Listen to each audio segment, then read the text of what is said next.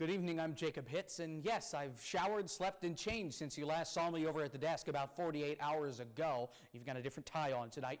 Here we are, Election Day Part 3 coming to a close, and while we still don't have a president-elect, we're getting closer to finding out who wins. Here's the map right now as it stands. The red states for Donald Trump, the blue states for Joe Biden, and the 5 yellow states too close to call. As of now, per the Associated Press, Joe Biden has 264 electoral votes, just 6 away from that magical 270 number. Let's try and chart out the pathways for these candidates. Here's the current map.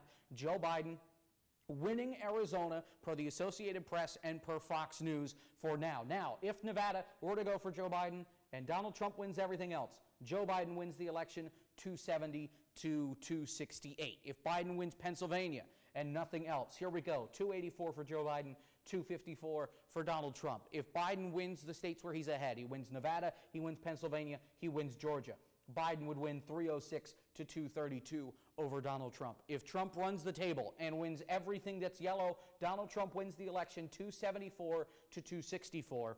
Not out of reach for any candidate at this point, but the pathway for Trump to get to the White House is much smaller than Biden's. It pretty much goes through here unless Arizona flips and either goes red or goes back into the too close to call column.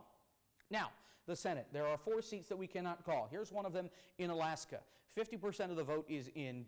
Dan Sullivan, the incumbent, is ahead by a lot, but we cannot yet project a winner between him and Al Gross, the challenger. In the first seat in Georgia, right now, David Perdue is in a dogfight to keep his vote above 50%. If it falls below 50%, a runoff will be held between him and challenger John Ossoff, the Democrat. At this point, Perdue right at 50%. If he falls any lower, they will have a runoff election in January. The special election for the other Senate seat, they are going to a runoff. Incumbent Kelly Loeffler and Democrat challenger Raphael Warnock. Warnock received about 32% of the vote compared to Loeffler's 26% and Republican challenger Doug Collins' 20%.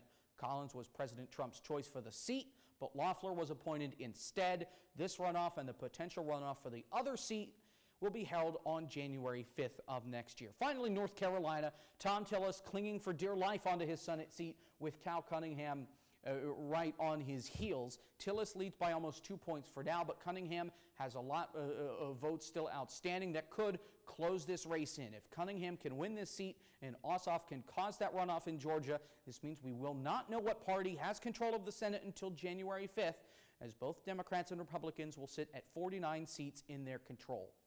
There's still a lot of vote to be counted, and we'll be here with you every step of the way from now until we can determine who controls the Senate and whether or not Donald Trump gets reelected as President of the United States. We'll be here with you through it all. For SUTV News, I'm Jacob Hitz.